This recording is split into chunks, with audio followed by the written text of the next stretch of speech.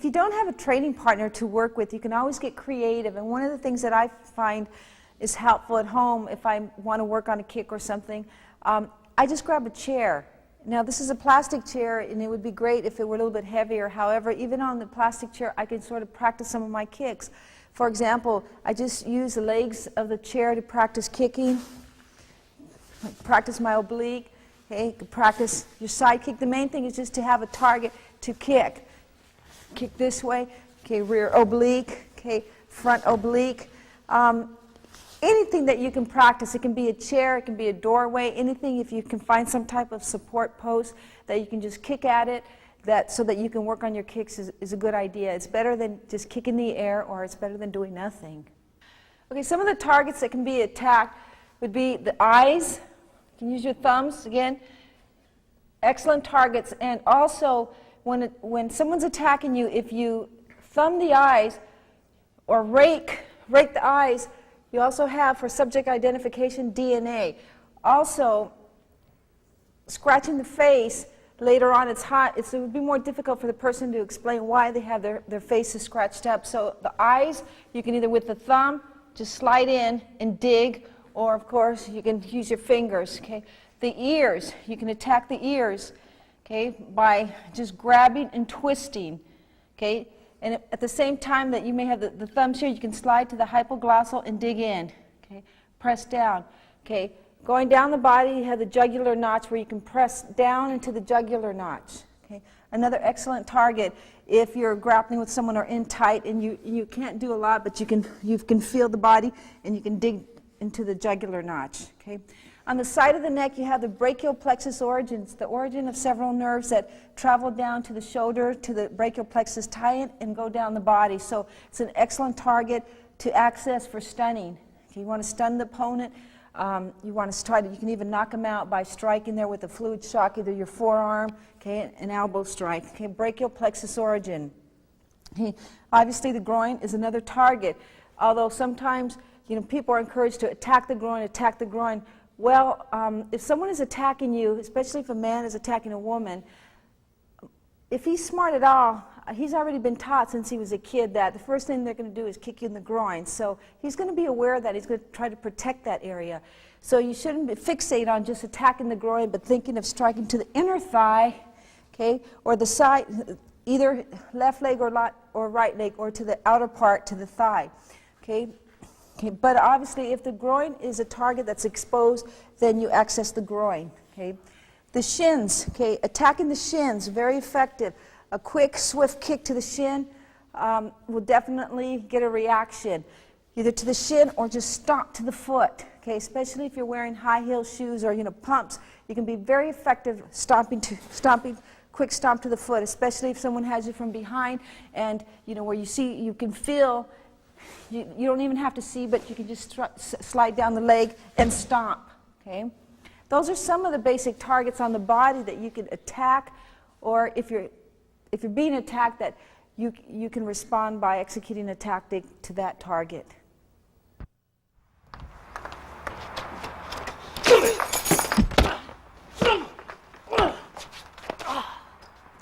In this section, what I'd like to do is demonstrate some basic ways to deal with different situations. And keep in mind when you watch this that there is no right or wrong way. I'm just giving you some examples. However, it depends on the situation and it depends on your body positioning at the time.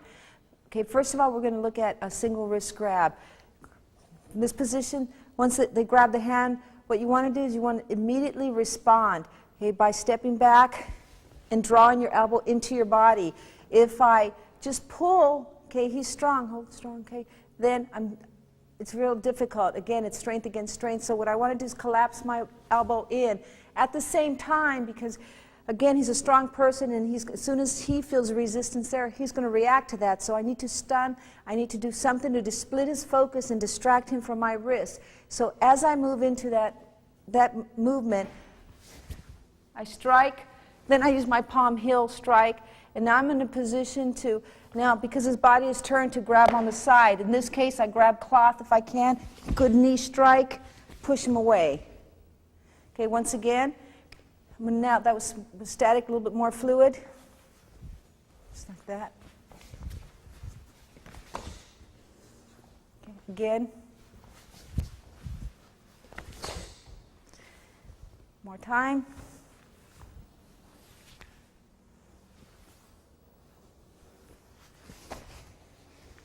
Okay, now from the other side. Same handle. I'm showing another way.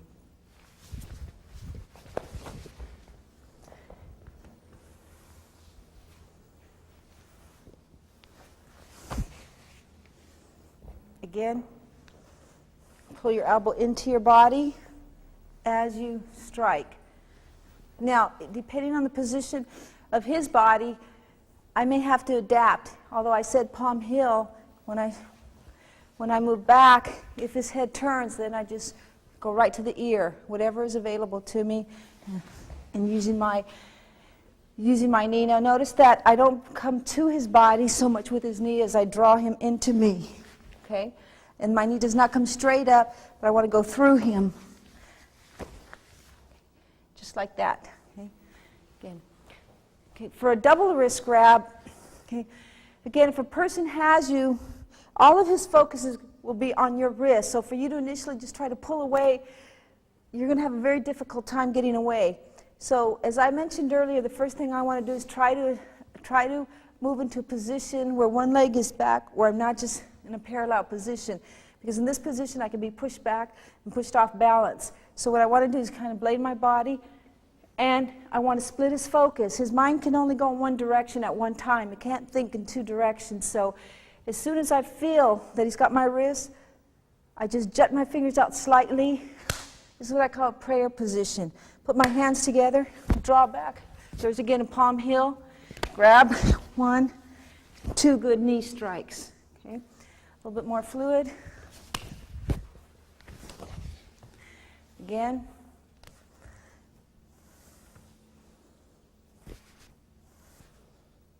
In this position, I can also rake, pull them in. 1, 2. Okay, opposite side. 1, 2. Okay. If you choose to knee strike and you do grab the body, once again, you don't want to just grab the shoulder, because as I pull them in, pull back, you lose them. So once again, when he grabs me, if I draw my elbows in, strike, when I reach around, I am hooking the elbow, the neck with my hand. Okay, so I'm hooking him here. So if he tries to pull back, I can control him in this position. Okay.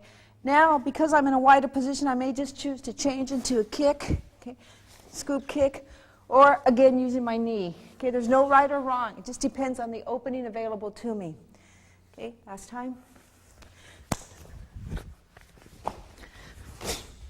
If you're grabbed across the body, you want to draw your elbow down and trap. You want to trap their hand. And someone that's attacking you, the last thing they expect you to do is to grab them. Because they're so accustomed, when you think of somebody attacking someone else, you would think that the person's reaction will be to get away, let go of me, not to go, okay, I've got you, okay?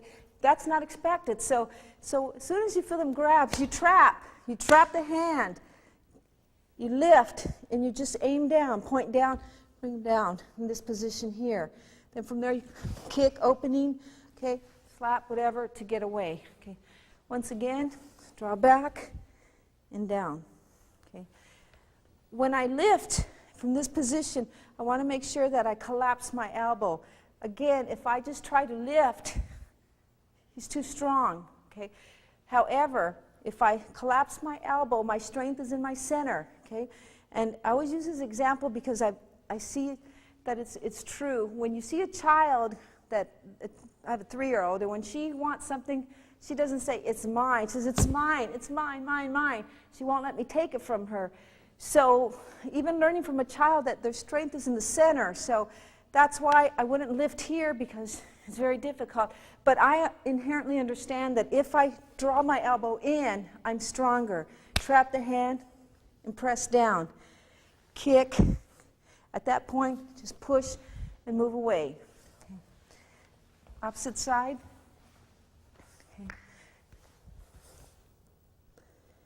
Again, collapse, more time. Kick, okay. Okay. If someone grabs from behind, okay, one of the first things, grab my wrist, okay, that's okay. If you grab my wrist, for example, in this situation, I see that his right leg is there. There's something that I can attack, okay, so I turn, but my goal is to just kick the leg, okay, and hopefully he's going to release at that point. Okay, so once again, I get an idea of, okay, I see his leg there. I've sort of diffused my vision. I'm not like focusing in because he's not going to let me. The minute I try to turn this way, he's going to push me back or something. Okay, but now I know the leg is there. Okay, and I'm ready to respond with something else. Okay, another position. Okay, from here. Okay, I look, what are you doing? Okay, bang! So that you get at least one swift kick in to distract him in order to force him to let go of you. Okay, one more time, slow.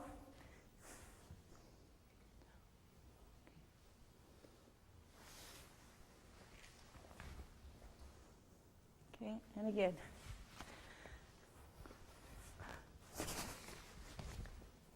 Okay. When you do this move, if the person, even if you kick and they're still holding on, at that point, you bring in your other arm, radial strike, go for the ear, okay, take him, kick, take him down. Okay. There's other things that you can do. Again, the important thing is just to know that there's specific principles that you can utilize, and if you train in such a way that you're just developing your reflexes, you won't have to worry and say, oh my God, okay, he grabbed me this way, but we haven't worked on that in class, so what am I going to do? So it's a principle. I know that he's got me, and I just have to find a target, and I need to get my foot to one of those targets. In this situation, I look. I see, oh, he's got a leg forward. I kick it. I don't care. And I know, I already understand that if I draw my elbow in, that I'm going to force him to release me. Stop it. Stop it.